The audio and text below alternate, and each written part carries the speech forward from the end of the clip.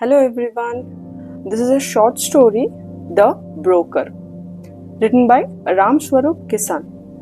Ram Swaroop Kisan writes in both Rajasthani and Hindi.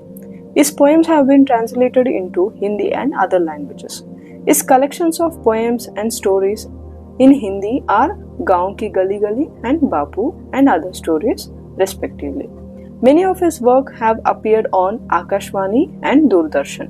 He received the Chaudhry Ranbir Singh Memorial Award in 1997. He was conferred with Sahitya Academy Award for his Rajasthani work Barik Baat in 2019. Now we'll read the story. I'm a well-known broker in the cattle business.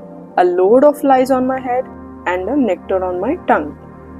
I assist cattle traders in their deals, and as a result, those of these area have a lot of regard for me. As soon as people spot me, they take me to the tea shop and say, "Dabe wala, make tea for two." Seeing me, the owner of the tea shop eagerly asks, "What's on these days, Tansuk?" To show that he knows me well, it's a different matter that sometimes I am unable to place that man. I keep moving from one cattle fair to another. What else do a cattle broker do? Fairs are held somewhere or the other all the year round, and they are the source of my income. I have already told you I tell a lot of lies. It quite suits my lips. I can get the most useless cattle sold in broad daylight, or keep even a gem of an animal tethered to its stick. It takes me no time to turn a pearl to a pebble or the other way round.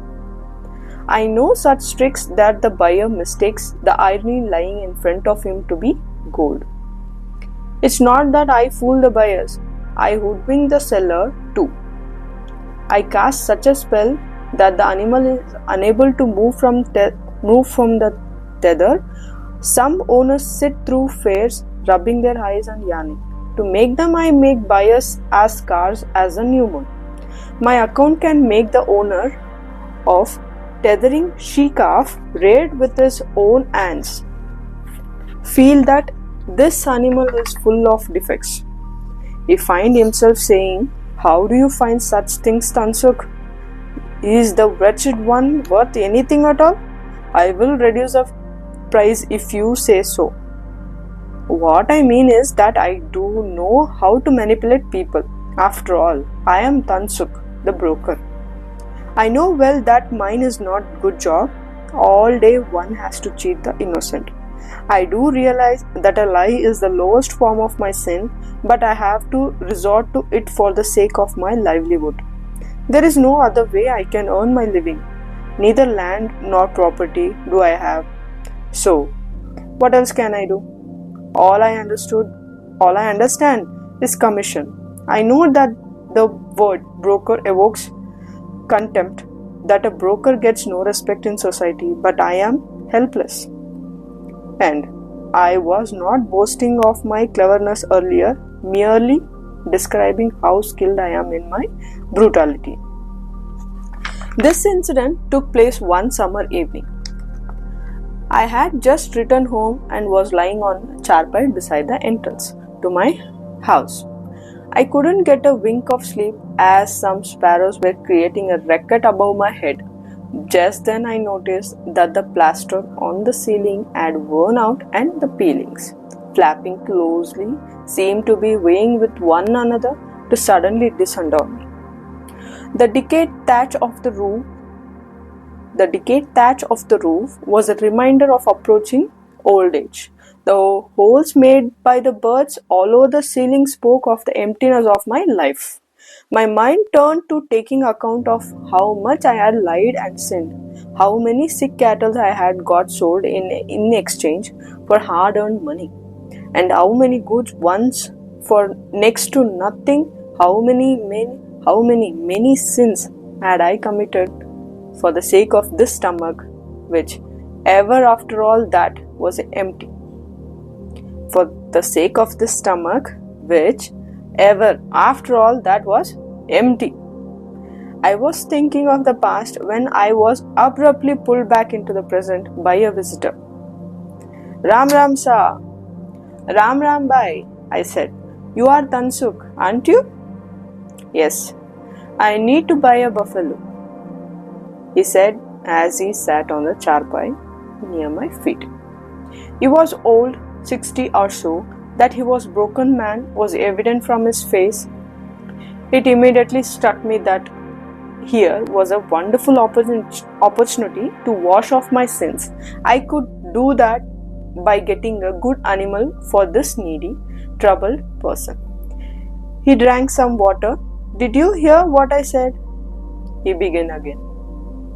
Yes, I did. Have you seen one that you want? Yes. If only you could get it settled. Where is it? Actually, it's just here. It's just here. There is this Kashi Regar who lives in your neighborhood. On hearing the name of Kashi, a poverty-stricken house and an innocent face flashed before my eyes. I saw his wife languishing with cancer, her infant children staring into her face. Kashi and wanted to sell his buffalo to pay for his wife's medical care.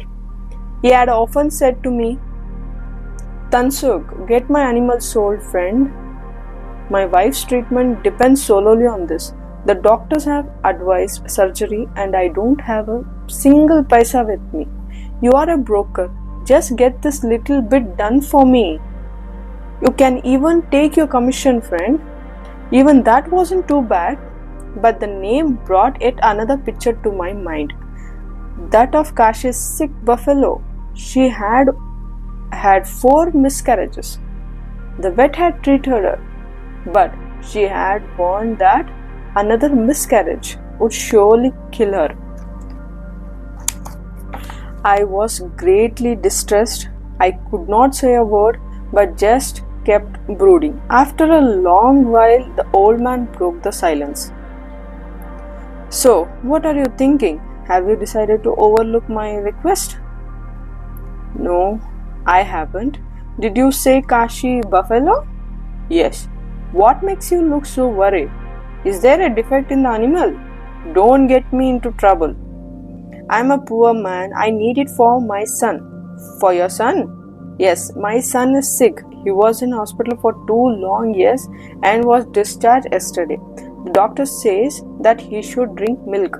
So I thought I should buy a buffalo. It would be a source of income for the family as well as nourishment for the boy. Oh, yes, Tansuk, please, that I am not ruined. Don't add to my woes. I heaved a sigh and sat motionless. The sky seemed to be whirling around me. My heart shuddered.